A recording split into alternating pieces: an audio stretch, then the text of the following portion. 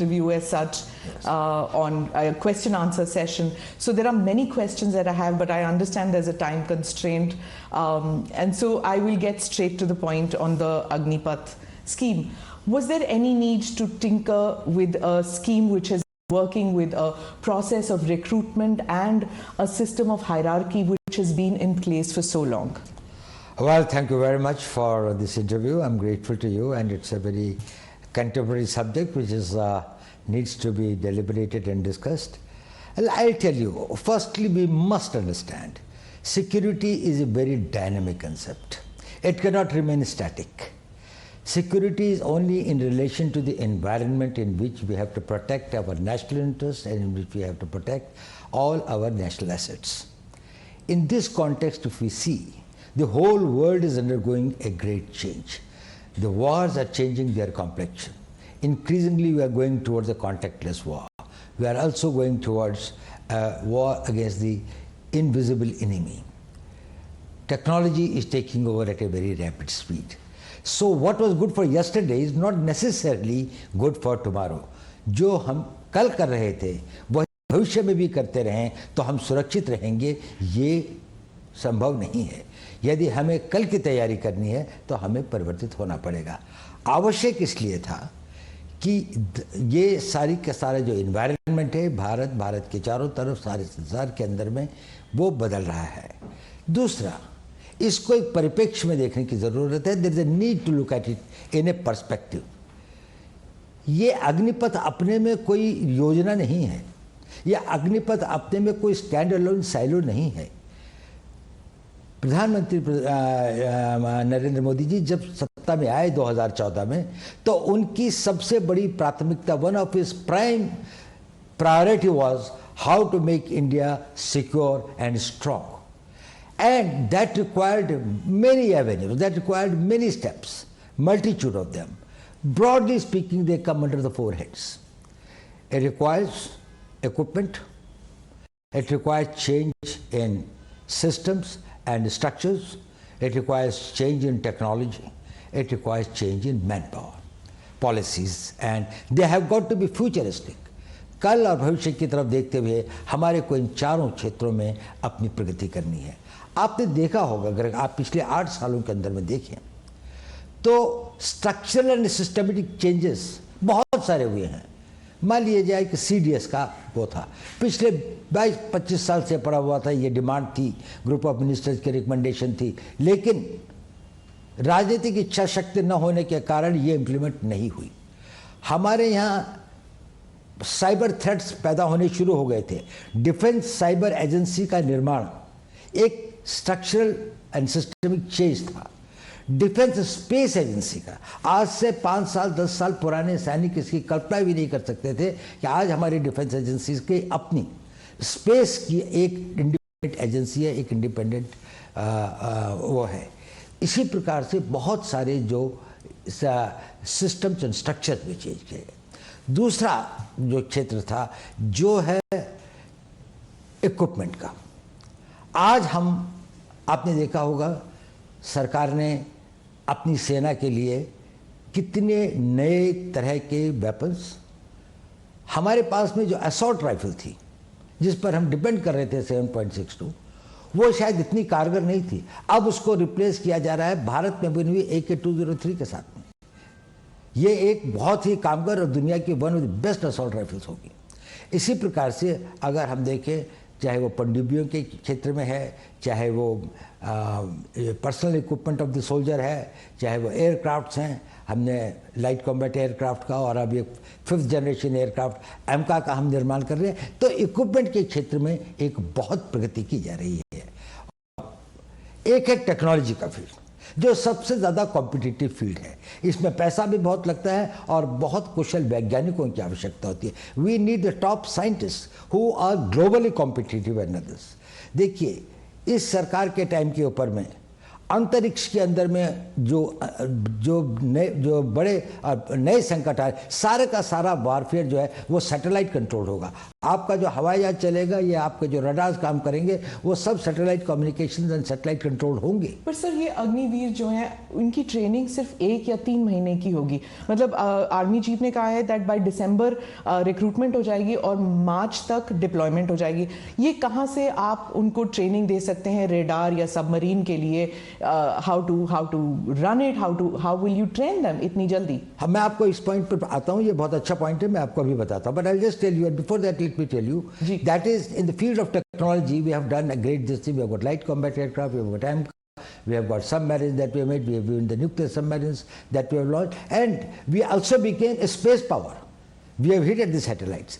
And the fourth pedestal of it is the manpower reorganization. Now, in the manpower reorganization, the point that you have raised was that is we must have a young, agile, fit, well-trained army. Okay. It is a contradiction. It's a paradox. कि भारत का वो देश जिसकी सबसे young population है उसकी एक oldest army है, जहां पर 2030 के अंदर में 50% लोग 25 साल से कम उम्र के होंगे। उसी देश के अंदर में जो सेना की एवरेज एज है वो दुनिया के सबसे अधिक एजेड आर्मीज में से है। तो हमें उसको ठीक करना था। अब आपने प्रश्न किया कि यदि हमारे को अग्निवीर बनाते हैं या हम अग्निपथ के रास्ते पर चलते हैं तो किस प्रकार से हम उनकी ट्रेनिंग और उनको इक्विप कर पाएंगे इन नई चुनौतियों का, to meet the new challenges and the threats. Will they be competent enough? Now let me tell you one thing. First point you must understand, Agniveer will never constitute the whole army. Agniveer केवल पहले 4 साल में recruited जवान होंगे। बाकी लोग जो होंगे जिनका की proportion एक बहुत बड़ा होगा, वो अनुभवी होंगे। they will be experienced, they will be trained and other, and these Agniveers, those who become the regulars eventually will go through more intensive training, will acquire the experience, will become more battle worthy and more experienced over the period of time. So Indian Army at any point of time will have a large number of people who, though recruited as Agniveers, but had been specially selected for their suitability, for their fitness, for their agility, for their motivation and for their aptitude for the job, and also did not have that sort of the personal problems by which they would like to leave the army and settle something which is more stable and a personal life. So these persons will be well trained. So it is not only that the Indian Army will be having only this component. Yes, the Indian Army will constitute at the level of the Jawans and the ORs who had been recruited through the process of Agniveer, specially selected, whose work, whose performance has been monitored and digitally monitored through various complex processes over a long period of time. Selection is one part. Even when you select people who are physically fit and others, it's a very small thing. But when we observe them over a longer period of time, we are able to see that what sort of material do we have which will make the ideal soldier for the future. Imagine the army of 15 years hence, in which all those who have been recruited have come through the special 4 years probation period and then gone and joined the army. See their technical skills, see their motivation, their physical fitness and others. They will all be the people who will probably the cream of the Indian Army. Right. So my first question will be, I will go later into those who are not being amalgamated, but first about those who are going to be amalgamated into the service. There's already a system of your regiments and corps. Will it not demotivate somebody who has gone through the NDA, who's gone through the rigorous training process earlier, and then they'll see them as Johnny come latelys, abhi aaye hain, abhi fauj mein ghus gaye hain, and they're already getting the benefits that we were getting, but we had to put in so much more hard work. So will it cause a disruption, and will they be seen as lesser soldiers? देखिए, सेना में जाने वाला हर recruit fresh होता है, चाहे वो regular में जाए, चाहे वो अग्निवीर की तरह जाए, चाहे आज से 15 साल पहले जाता था, उसकी भी पहले 1 महीने की सर्विस होती है, फिर 6 महीने की होती है, फिर 1 साल की होती है। वो शुरू नहीं होता है 15 साल की या 12 साल की सर्विस के साथ में। एक बात, जहाँ तक रेजिमेंट्स का सवाल है, इसमें 2 बातें समझनी चाहिए। ये जो रेजिमेंट्स का कंसेप्ट है, इसको कोई टिंकर नहीं कर रहा है। अगर रेजिमेंट्स हैं तो आर्टिलरी की रेजिमेंट्स रहेंगी, आर्मर्ड कोर की रेजिमेंट्स रहेंगी, इलेक्ट्रिकल मैकेनिकल इंजीनियर्स हैं या इंजीनियर्स हैं या बाकी सारे हैं। ये जो रेजिमेंटल कभी कभी इन्फेंट्री की कुछ यूनिट्स के अंदर में बारे में लोगों को भ्रम है। पहली बात तो अब कोई कास्ट बेस्ड रेजिमेंट्स बहुत कम बची हैं, सिर्फ 2 या 3 हैं जो कि अभी भी प्योर उसी एरिया के क्षेत्र को करते हैं। और ये एक कॉलोनियल लेगेसी है। अंग्रेज ये चाहते थे कि कोई भी चीज़ पैन इंडिया ना हो, और वो ये चाहते थे कि उनको किसी न किसी वर्ग में बांटा जाए और उस वर्ग या क्षेत्र के प्रतिनिधि के रूप में जाए। उनका कोई नेशनल पर्सपेक्टिव नहीं हो, क्योंकि इससे उनके अपने कॉलोनियल एम्पायर को एक खतरा था। देखिए मैं आपको बताता हूँ, इसी इंडियन आर्मी को फर्स्ट टाइम ये नेशनल आर्मी के रूप में कब आई? आज़ाद हिंद फौज की तरीके से it became the Indian national army. क्या था उसका? 60,000 की फौज थी। कोई रेजिमेंट थी इनकी? थी रेजिमेंट। इनकी रेजिमेंट थी रानी झांसी रेजिमेंट, इनकी रेजिमेंट थी Mahatma Gandhi regiment, not an Ahir और राजपूत। हाँ, और ये नहीं थी। हाँ। और कितना सैक्रिफाइस किया इन्होंने? 60,000 में से 40,000 मारे गए। इतना एट्रिशन हुआ था। दुनिया के अंदर में किसी लड़ाई के अंदर में इतना एट्रिशन एंड कैजुअलिटीज नहीं हुई है जितनी इंडियन नेशनल आर्मी ने इम्फाल, कोहिमा के और सिंगापुर के बैटल्स के अंदर में गंवाए हैं। वो किसके लिए लड़ रहे थे? उनमें रेजिमेंटल प्राइड नहीं था क्या? उनके लिए वो नहीं था, वो भारत के लिए लड़ रहे थे। They were the soldiers of India. They called themselves the Indian National Army. But so do the regiments here, right? That's now. right. So they will continue. Okay. That's what I'm telling you. They will have the nomenclature. There will be the regiment of this. I do not know how this concept has come that anybody is tinkering with the regimental pride or the regimental ethos. उसका अपना tradition होगा। अगर कोई एक battalion है, उसकी अपना एक वेलर है, उसकी अपनी एक हिस्ट्री है, तो वो हमेशा बरकरार रहेगा और उसमें बढ़ोतरी होती जाएगी। अब इसका हुआ ये है कि हमने ये कहा कि एक ऑल इंडिया कॉम्प्लेक्शन होगा इंडियन आर्मी का। इसको लोगों ने कहा कि रेजिमेंटल सिस्टम खत्म हो गया। रेजिमेंटल सिस्टम खत्म नहीं हुआ। इन्फेंट्री रहेगी, आर्टिलरी रहेगी, आर्मर्ड कोर रहेगा, सिग्नल्स रहेंगे। इन्फेंट्री के अंदर में भी ग्रेनेडियर्स हैं, के अंदर में गार्ड्स हैं, रेजिमेंट ऑफ गार्ड्स है। रेजिमेंट ऑफ गार्ड्स में किसका जाति के लोग हैं? कितना स्प्लेंडेड वो है उनका। ग्रेनेडियर्स है, उसमें किस जाति के, धर्म के, क्षेत्र के लोग हैं। हमारे जो परमवीर चक्र जो है, जब उनको मिला तो ये ग्रेनेडियर्स ने जितने ऑनर्स एंड बैटल ऑनर्स उन्होंने लिए हैं। तो ये सिर्फ हम ये चाहते हैं कि भारत के हर नागरिक, हर यूथ, हर युवा, every youth of this country who has got desire and motivation and feels a sense of commitment to defend the country, he gets an opportunity. His youth, his energy, his talent is poured towards making this country strong and impregnably defendable. What happens after those 4 years are over and they don't find space in the services?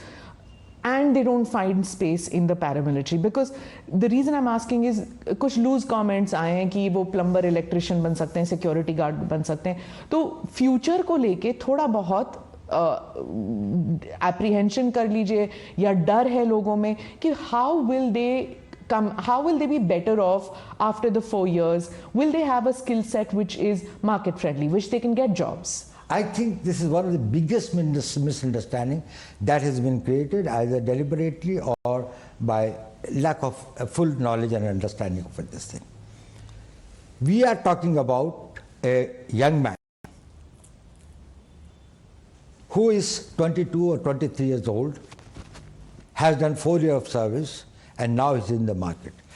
Compare him with any other 21, 22 years old man who has not become Agniveer. This person has become disciplined. He has got the capability to work in a team. He has learned skills. He has developed the confidence, and he is trainable. His mind and his vision, he has got an all-India perspective. So he is much more equipped to face the society. On top of it, he has been given a qualification that will be +2. That makes him comparable with any other persons in his age group to which the others are joining. So there is no avenue that has been debarred or closed for him. इसके लिए वो सारे रास्ते खुले हैं उसके बाद उसके पास में 11 लाख रुपए के लगभग पैसा भी है, जिससे वो कोई नया कोर्स कर सकता है, आगे की पढ़ाई कर सकता है, यूनिवर्सिटी में जाना चाहे तो यूनिवर्सिटी की पढ़ाई कर सकता है। उनमें से कोई अगर टेक्निकल स्किल्स ज्वाइन करना चाहे तो पॉलिटेक्निक्स और उसको ज्वाइन कर सकता है। आजकल एवरेज एज सेटलमेंट की अपने करियर में 24-25 साल 26 साल होती है। देखिए, आज हम उस ज़माने में हमारे एज स्पैन के साथ में 1 लाइफ 2 कैरियर्स की बात करते हैं, अब तो लोग 1 लाइफ 3 कैरियर्स की बात करते हैं। कंपेयर करें, यही आदमी अगर 15 साल के बाद जाता तो 32, 33, 34 साल का होता। इस वक्त में अब उसको कोई ना ट्रेनेबल है, उसकी एज इतनी भी नहीं है कि वो घर में बैठ जाए, क्योंकि अभी उसकी शादी हुई 3-4 साल हुए हैं। अभी उसके पास कोई छोटा बच्चा है जिसको पढ़ाना भी है, कोई लड़की होगी तो वही 15-20 साल के बाद शादी के लायक होगी। उसके पास में जिम्मेदारियाँ ही जिम्मेदारियाँ हैं। पहले का ज़माना फ़र्क था। ये जो सोल्जर था वो गांव से आता था और गांव वापस चला जाता था। गांव में रहने के लिए उसके पास थोड़ी ज़मीन होती थी और पेंशन पे गुजारा हो जाता था। आज पेंशन पर उसका गुजारा नहीं हो सकता, तो उसको सेकंड कैरियर की आवश्यकता होती है। 34 साल के बाद में इसका 40 साल का जीवन अभी और बचा हुआ है। इस 40 साल के जीवन में ना उसको हम नई ट्रेनिंग दे सकते हैं, ना उसको कहीं पर अगर अब्जॉर्ब करें तो वो एक नए करियर की नई शुरुआत, नई जोश के साथ में उसको आगे बढ़ा सकता है। तो इसलिए इसको ये रखा गया है कि अगर वो 4 साल के बाद में आते हैं तो उनकी ट्रेनिंग, उनका डिसिप्लिन, उनका बैकग्राउंड, उनका आर्मी का करियर उनको समाज में एक ऊंचा स्तर देता है। उसके बाद उनके पास एजुकेशन भी है, और ये टॉप ऑफ इट है कि सरकार ने कहा कि 10% CPMF में होंगे, डिफेंस फोर्सेस के अंदर में, जो डिफेंस मिनिस्ट्री ऑफ डिफेंस के अंदर में कोस्ट गार्ड है, बाकी चीज़ें हैं जो कि उनके उसमें अंदर में आती हैं, डिफेंस सर्विस कोर है, और जो उसके अंदर में और काफ़ी मिनिस्ट्री है। अब देखिए, ये 10% अग्निवीर का नहीं है, ये 10% उनके यहाँ भर्ती होने वाले लोगों की हैं। तो अगर फर्ज कर लीजिए कि CPMF की भर्ती 40,000 या 50,000 की है तो उसमें 5,000 जाएंगे। ओके। या 10% अगर जो उनके 3,000 या 4,000 लोग या 5,000 लोग जो है वो उनके जो उसका 10% नहीं होगा। ये इन नहीं। अब भारत आगे बढ़ रहा है, भारत की प्रगति हो रही है। पहला आदमी अग्निवीर जब रिटायर होगा तो आज से 5 साल के बाद में होगा। उस वक्त भारत की इकोनॉमी 5 ट्रिलियन की इकोनॉमी होगी। प्राइवेट सेक्टर एक नई गति और नई दिशा के साथ में आगे बढ़ेगा। डिफेंस इंडस्ट्रीज जिस तरह से बढ़ रही हैं, बहुत सारे ऐसे काम होंगे। डिफेंस पब्लिक सेक्टर अंडरटेकिंग्स के अंदर में जिस प्रकार से विस्तार हो रहा है, कंट्री के अंदर में मैन्युफैक्चरिंग बढ़ रहा है, उनको लोगों को ये लोग चाहिए जो डिसिप्लिन्ड हों, ट्रेनेबल हों, और जिनके साथ जिनके पास उम्र हो। इनका सबसे बड़ा एसेट है इनकी उम्र, कि ये अभी भी यंग है। इस उम्र में कई लोग अभी भी अगर जाए पॉलिटेक्निक के अंदर में लोग भर्ती होने के लिए जाते हैं तो उनमें से कई लोग 22, 21, 22, 23 साल के होते हैं, 2 साल 3 साल का कोर्स करते हैं। उसके बाद वो अपने लिए एक मैन्युफैक्चरिंग जाए, कोई कंप्यूटर का कोर्स करते हैं, 2 साल का कंप्यूटर का कोर्स करें। इंफॉर्मेशन टेक्नोलॉजी के फील्ड में इतने वो हैं, तो इनके लिए स्थान ज़्यादा होंगे। इनका भविष्य टोटली सुरक्षित है और इनको किसी प्रकार की चिंता करने की बात नहीं है, क्योंकि इनके पास में 22 साल की उम्र है, इनके पास में 4 साल देश की सेवा करने का एक सर्टिफिकेट है, इनके पास में एजुकेशनल क्वालिफिकेशन की एक वो है, और उसके अलावा इनके पास में एक ऐसी धनराशि भी है जिससे इसको इन्वेस्ट कर सकते हैं। और अभी इनकी इनकम्बेंसीज नहीं है, अभी इनके परिवार नहीं है। जो ट्रेनिंग के लिए चाहे तो कोई मद्रास जाना चाहता है, कोई कश्मीर जाना चाहता है, कहीं भी जा सकता है। वो मोबाइल है। जब वो 34 साल की उम्र में आप उसको भेजते हैं, उसके साथ सबसे बड़ा अन्याय है, ना तो वो घर बैठ सकता है, ना लोग ऐसी जगह पे जा सकता, अपने क्षेत्र से बाहर भी नहीं जा सकता। I get that about कि जब वो बाहर निकलते हैं. Now the thing is that आप खुद गांव से हैं sir. You are a son of an army person. You have worn the military uniform, the police uniform. You've been awarded the Kirti Chakra, military honor for a policeman. You understand that when you go back to the village, the respect that a uniform gets. Now many in the villages are saying कि ये 4 साल के छोकरे बाहर निकल के आएंगे, they will not be given the same respect. That Vardi will not have the same honor, the respect that it had, because it doesn't carry with it the weight of national service over decades. मेरे ख्याल से ये भी पूरा भ्रम है. गांव के अंदर में अभी भी इनकी उतनी प्रतिष्ठा और इज्जत और सम्मान होगा, गांव में नहीं, गांव के बाहर भी। ये देश की एक बड़ी भारी निधि होंगी। ये हजारों की संख्या में जो ये बच्चे होंगे, जब ये ओवर द ईयर्स समाज के भिन्न भिन्न भागों में जाएंगे, when they will go and man positions in different walks of life, they will bring with them the work culture, the ethos, the values which they have imbibed in army. Army has sent them in as a totally transformed persons. So they will be the great harbingers of the change. वो परिवर्तन को एक नई दिशा देंगे। और ये जो लोगों को भ्रम है कि इनका सम्मान और इनका वो नहीं होगा, ये बिल्कुल गलत है। मेरे ख्याल से अग्निवीरों को उतना ही सम्मान होता है। आज भी कितने लोग अपनी कोशिश करते हैं पारिवारिक कारणों से सेना को छोड़ के कभी कभी आना पड़ता है। कुछ लोग हमेशा से पहले कलर सर्विस कितनी थी, 1962 तक तो 7 ईयर्स थी। उसके बाद में भी समय समय पर इसने ये कहा गया है कि इसको वो किया जाए। तो 7 ईयर्स की कलर सर्विस के बाद में जो आदमी जाता था उसको क्या सम्मान मिलता था, इसको अधिक सम्मान मिलेगा क्योंकि इसके पास में आगे का कैरियर भी है। Sir, if this scheme was so overdue, so necessary, keeping in view that wars have changed, the nature of wars have changed, and the nature of the requirement of manpower has changed for India, अगर ये इतना overdue था तो इसके against इतने protest, इतने sudden protest क्यों हुए? देखिए ऐसा है, इसमें दो तरह के प्रोटेस्ट या अपोजिशन है मैं कहूँगा। एक तो ये है जो कंसर्न है, वो देशभक्त भी हैं, उन्होंने देश की सेवा भी की है और अपने जीवन का बड़ा भाग जो है देश के लिए अपनी जानों की बाजी भी लगाई है। उनको फियर ऑफ अननोन है और जब भी कोई परिवर्तन आता है, any time that a change comes, उसके साथ में जुड़ी हुई anxieties and fears are always there. कुछ भय होते हैं, कुछ आकांक्षाएं होती हैं, कुछ अनागतवती चिंताएं होती हैं जो आदमी को घेरती हैं। इतना बड़ा परिवर्तन, इतना बड़ा जाएगा तो कहीं ये तो नहीं सब कुछ पलट जाएगा। तो ये हम इसको समझ सकते हैं। इसके लिए आपने देखा होगा, यदि आपने 15 तारीख जून के बाद में जैसे जैसे इन लोगों को अधिक सूचना और पूरी बात का पता चल रहा है और भी बातों का समय के साथ पता लगेगा, वैसे वैसे ये लोग इसको समझ रहे हैं कि ये तो हमारी बड़ी पुरानी आवश्यकता थी, इसमें हमारे वेटरन्स भी शामिल हैं और ये एक अच्छी चीज़ है। उनके कंसर्न हैं कि इनका क्या होगा। अब उनको पता लग रहा है कि इनके लिए भी एक भविष्य निश्चित करने की योजना है। उनको ये लग रहा है कि आर्मी के अंदर में जो एक्सपीरियंस लोग रहेंगे कि नहीं, अब उनको भी पता लग रहा है कि नहीं, आर्मी तो एक्सपीरियंस लोगों की, आर्मी डिमोबिलाइज हो रही है, ये तो लोग तो रहेंगे ही। और इसके बाद में जो आएंगे वो अग्निवीर के स्ट्रीम से आएंगे, वो एक दूसरे स्ट्रीम से आ रहे हैं, पर यही फिर आगे इनके 5 साल 6 साल 15 साल ये और सर्विस करेंगे।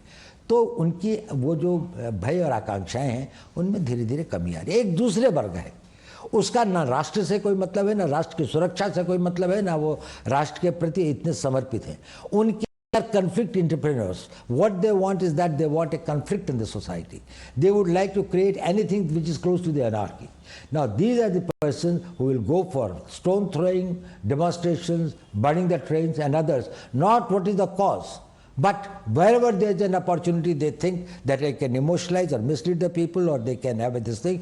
जो अग्निवीर बनने वाला होगा वो ना किसी प्रलोभन में आता है, ना वो किसी से बहकाया जा सकता है, ना वो किसी के द्वारा दुष्प्रचार के लिए प्रेरित किया जा सकता है। ये जितने लोग हैं, मुझे नहीं लगता कि ये वो लोग हैं जो कि सेना के लिए और सेना में जाने के लिए बहुत इच्छुक है, या जिनके पास में एक साइकिक मेंटल सेट है, वो अपने घर में बैठ के तैयारी कर रहे होंगे। Didn't the security establishment anticipate कि ऐसे conflict entrepreneurs जो आप कह रहे हैं, that they will make use of this scheme to mislead people and to cause street unrest?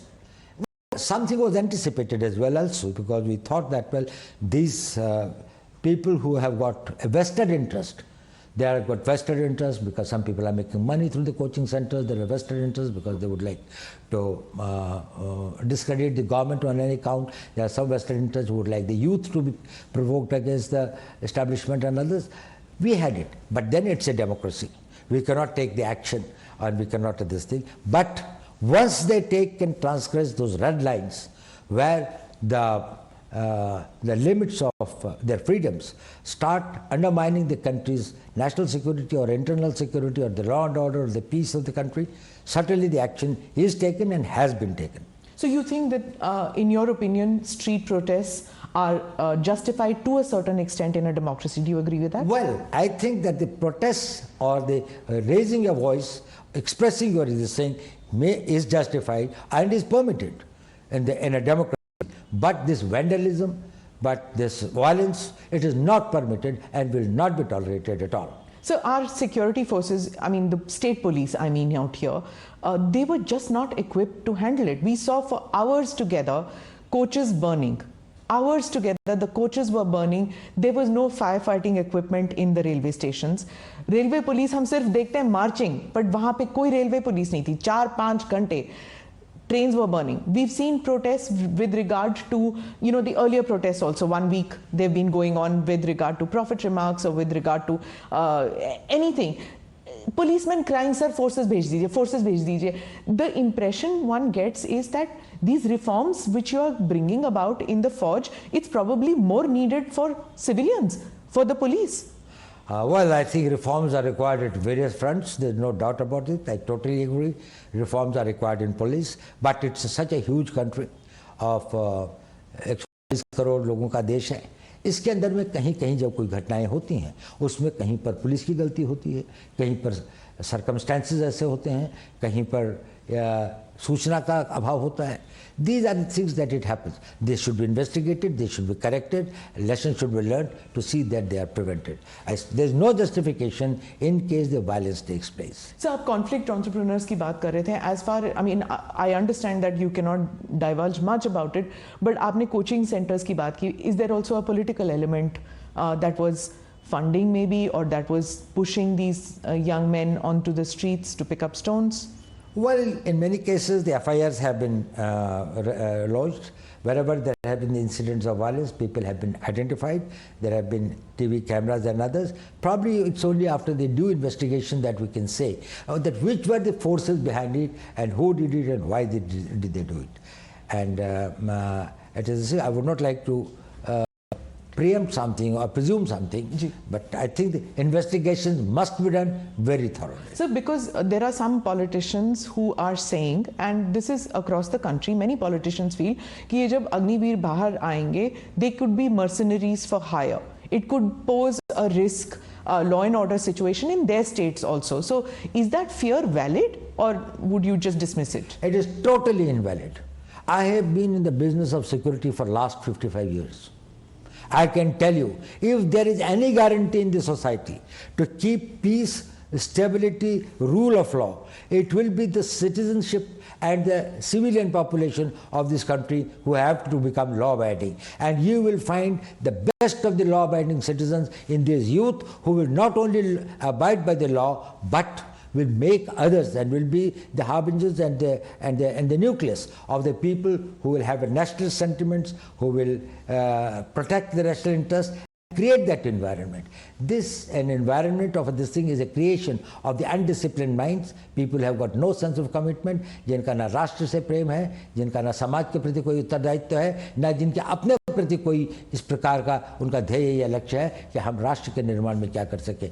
ये लोग अच्छे लड़के होंगे, फिजिकली फिट होंगे, उसके बाद 4 साल की ट्रेनिंग में केवल इनके शरीर ही नहीं बढ़ते हैं, इनके मस्तिष्क के अंदर में भी एक ट्रांसफॉर्मेशन आता है. उनका सोचने का तरीका फर्क होता है, उनका एक नेशनल पर्सपेक्टिव बनता है, एक ऑल इंडिया पर्सपेक्टिव बनता है. जब ये समाज में जाएंगे और बड़ी संख्या में ओवर द ईयर्स समाज के, सरकार के, प्राइवेट सेक्टर के विभिन्न अंगों में जब ये होंगे, तो ये अपने चारों तरफ, अपने परिवारों में, अपने गांव में एक ऐसे वातावरण का वो करेंगे और एक इस प्रकार की फोर्स की तरीके से इमर्ज होंगे जो कि हमारी इंटरनल सिक्योरिटी के लिए एक बड़ा भारी एसेट होगा.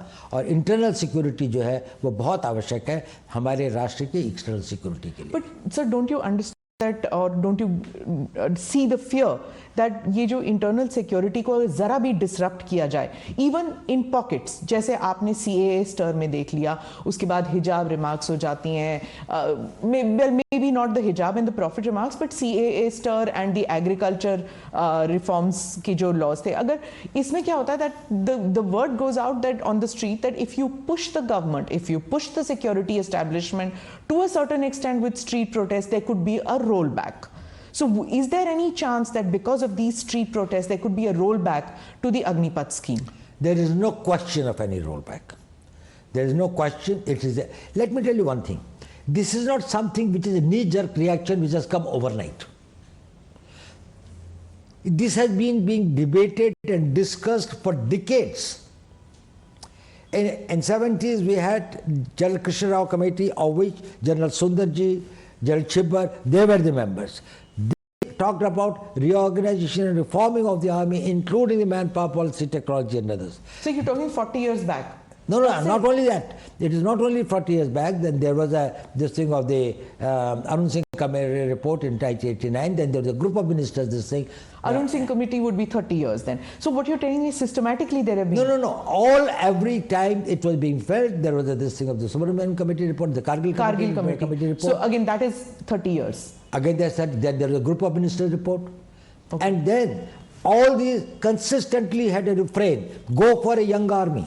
So across the army's demand. Across different political parties which have been in power. But there was a problem. While everybody realized that it was necessary, nobody had the will and the ability to take the risks. I'll tell you an example.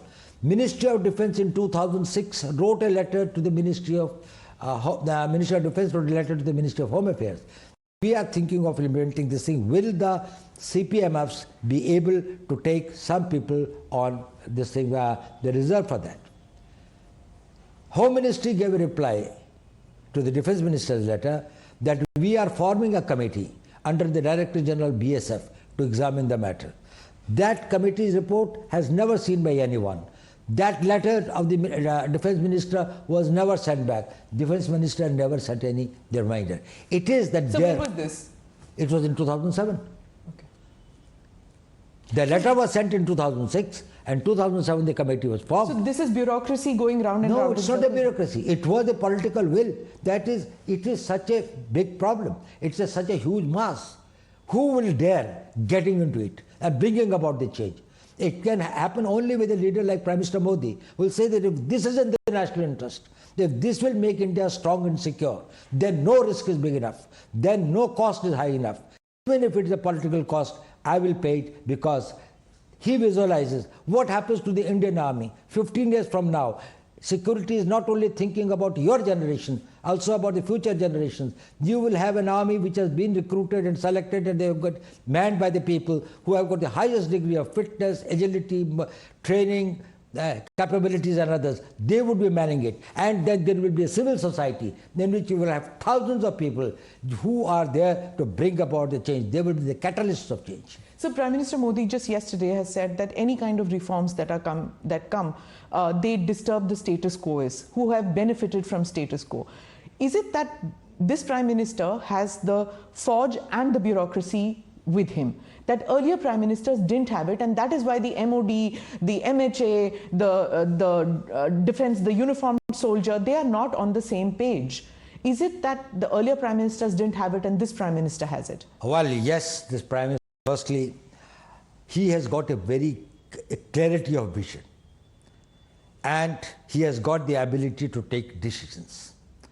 He is very right in telling that all status quoists will have some doubts, will have some genuine fears. It requires a certain clarity. There's a lot of clutter and confusion, and to take it out, you need a very clear-headed leadership. When he is clear-headed, people down the line also become clear-headed. Probably the earlier regimes created a muddle because they themselves were not clear. What did they want? What transformation they want to bring about? And what is the cost, and are they prepared to pay that cost?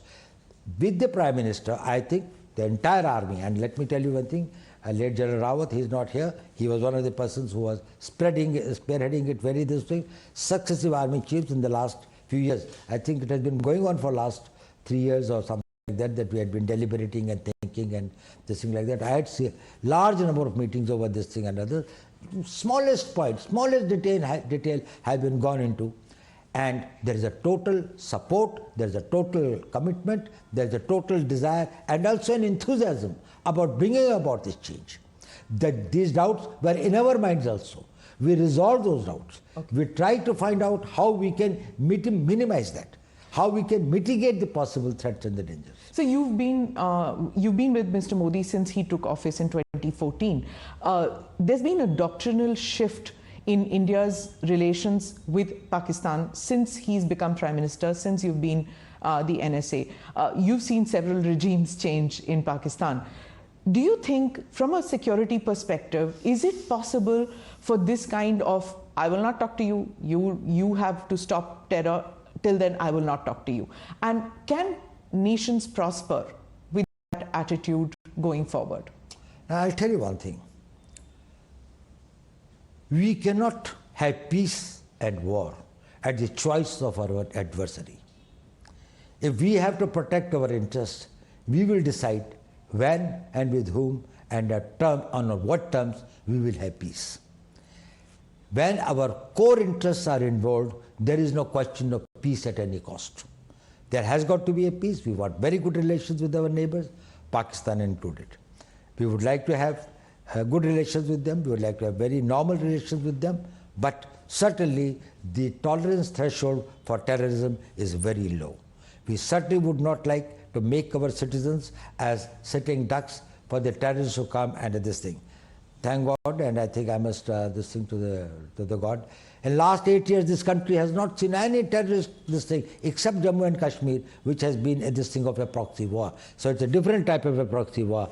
Just before that, say between 2005 to 2014, we had Bombay, we had Pune, we had Kanpur, we have got Delhi, we have got this whole range of this, Bangalore, Ahmedabad, and other.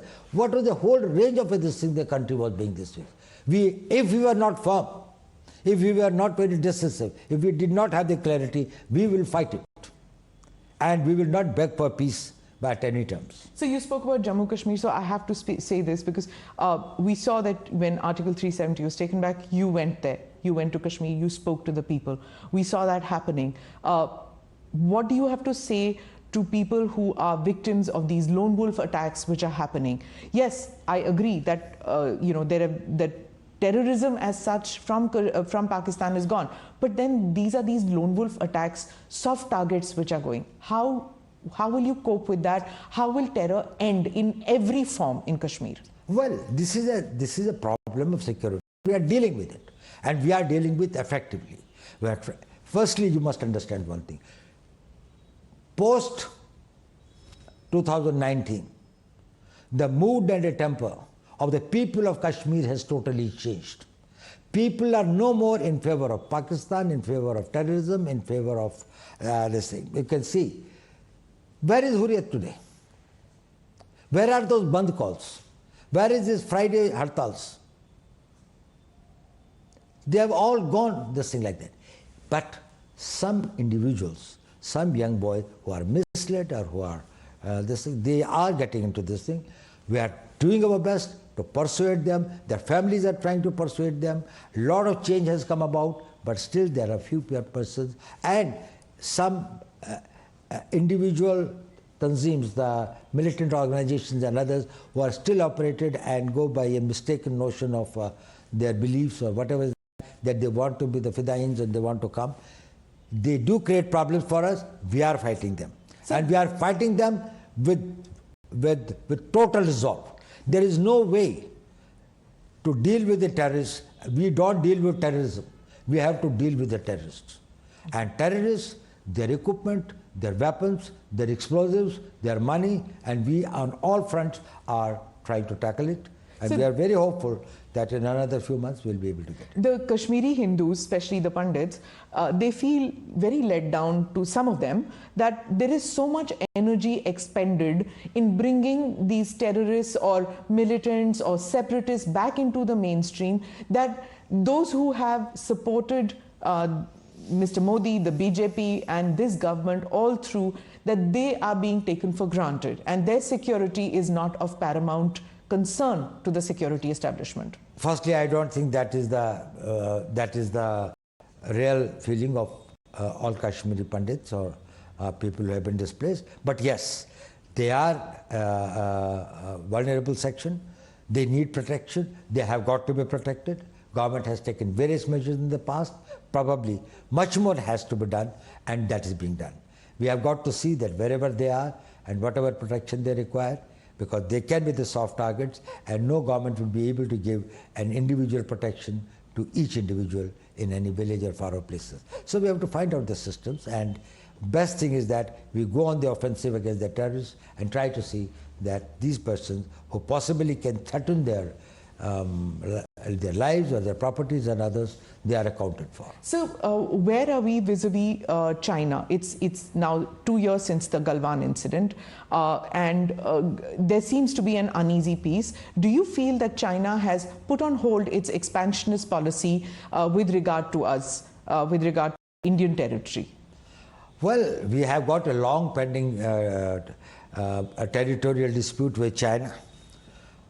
We have made our both intentions and this thing very clear to China, and they are aware of the fact that, well, we will not tolerate any transgression. There had been some unsavory incidents in 2020. We have been able to, through the talks, through the negotiations, through the persuasion and others, resolve some of it. Few points still remain to be resolved, and others. We will continue our efforts. At the same time, we have got to ensure that is we are vigilant and we are able to protect our borders totally. So internal security, external relations, these are mainly conducted behind closed doors, in hush-hush manner. Some of it is visible to common people. But there is also a view that, keeping in nature with federal structure, things like what has been done, the Agniveer scheme, maybe there can be a more consultative manner in dealing with these apprehensions. Do you feel that there is a time that the time has come to change how internal security is, decisions regarding internal security are taken in this country? Management of security is a highly layered phenomenon.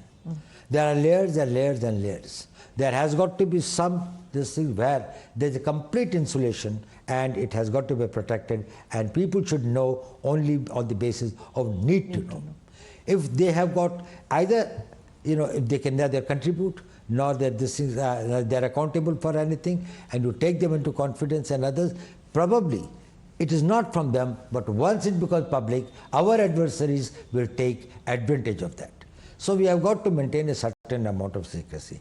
As far as the consultative process is concerned, India's democracy and India's this thing is so open. If it was not such a this thing, you would not find that on every issue, if there are 100 people, there are 101 opinions. And they are freely expressed from the street to the press to the media and everywhere. So you spoke about India's adversaries taking advantage of any kind of unrest which happens in India, but then we saw with regard to the Prophet remarks and the hijab protests that people who we had presumed had become non-adversaries of ours had suddenly started making comments, had suddenly started doubting India's democracy or India's inclusive society. Do you feel that these protests have gone beyond this and have damaged us terribly? Well, it has, in the sense India has been projected, or rather some disinformation has been spread against India, which is far from the realities and the truth. And probably there's a need for us to engage them, to talk to them and convince them. And you would have found that wherever we have gone or wherever we have engaged with the concerned people, both outside and inside, we have been able to convince them and try to find out this thing, and it will subside. But it happens. When people get emotionally aroused and others, sometimes their behavior is little disproportionate to the actual event, but it has this thing. Does it put the security establishment on a back foot when these kind of street protests take place on very sensitive topics like the Agnipath scheme? Well, I don't think that it puts this thing. The only thing is when the law is transgressed. If there are protests, if there is a point of view that people want to have this thing, they have got the right to dissent. In a democracy, that is a right that should be honored, and that should be it should be given ample space. But when it starts hurting the national interests, when it starts undermining the national security, when it starts threatening the life of a law-abiding common citizen, when it starts causing pain to him, it becomes intolerable. And this is what our law says, this is what our constitution says, and that is why the law enforcement agencies are bound by the law, they are bound by their oath to protect the people, to protect their interests, to protect their properties, and not allow the miscreants and the anti-social and the anti-national elements to make better of the society. So as I wrap up, I just have one question on Afghanistan and the recent attack on Sikhs out there and India giving visas to them. Where is it going now? Are Hindus and Sikhs and other minorities, will they find home in India? Will there be, will we increase the number of people that we take from Afghanistan into India? What happens with CAA? Will that come into force? Well, I think it's very clear. CAA very clearly says that in our neighborhood, in case any of these the minorities there are on the basis of their religion are persecuted, we will give them. We have given the visas to a large number of Sikhs, and I think as the flights are available, they will be, some of them will be coming back, and others who will apply probably will look at their cases very, very sympathetically. So it was a very unfortunate incident. It should not have happened, but there are forces, that terror and this thing, violence, they are the things in which we have to live with in the modern times. But Government of India is doing everything, and it has assured the Sikhs there and the Hindus there. I think there are very few Hindus left there, but they have assured them that is, India will stand by its commitment and by its assurances. So towards the end, do you have any message for youth who feel disillusioned and disheartened that maybe some of them were part of the protest, regret it, and would like to take the Agniveers? Is it over? Are the doors shut for them? Well, as far as the message to the youth is concerned, ये message बड़ा clear होना चाहिए कि सेना में जो लोग जाते हैं वो केवल पैसे के लिए नहीं जाते, वो एक जज्बे के साथ जाते हैं। उनमें देश प्रेम होता है, उनके अंदर में राष्ट्र की भक्ति होती है, उनके अंदर में यौवन की शक्ति होती है। वो इसको इन्वेस्ट करते हैं अपने आप को और सोचते हैं हम देश के लिए क्या कर सकें। अगर वो भावना नहीं है तो आप इस करियर के लिए नहीं बने। इसमें केवल हम उन्हीं यूथ को चाहते हैं। आपकी ट्रेनिंग कितनी है, आपकी फिजिकल फिटनेस कितनी है, यह आवश्यक है, लेकिन इससे भी ज़्यादा आवश्यक है कि आपकी मानसिकता क्या है। तो अगर कोई भी यूथ अग्निवीर बनना चाहता है, और मेरा सारे यूथ को इस देश के से यही है, मेरा मैसेज यही है, पॉजिटिव हो, be positive, have faith in the nation, have faith in your leadership, have when you join the army and others the leadership there, have faith in the society and have faith in yourself. That is the most important thing. Swami Vivekananda कहते थे, पुराना धर्म कहता था कि नास्तिक वो है जो ईश्वर में विश्वास नहीं करता, नया धर्म ये कहता है कि नास्तिक वो है जो स्वयं पर विश्वास नहीं करता। अगर आपको अपने ऊपर विश्वास है तो आपकी फिजिकल फिटनेस, आपकी मेंटल फिटनेस, आपकी ट्रेनिंग, आपकी और आपकी आयु को देखते हुए आपके लिए सारी दुनिया पड़ी है। You can conquer the world. The whole world is for you. अगर आप डिमोरलाइज्ड हैं, अगर आपकी नेगेटिव थिंकिंग है, तो आपको सारी चीज़ें पॉजिटिव होते हुए भी भविष्य अंधकार में दिखेगा। भविष्य में आस्था रखिए, अपने में विश्वास रखिए, और आपका भविष्य बहुत उज्जवल होगा। धन्यवाद डोवल जी। Thank you so much for speaking with us.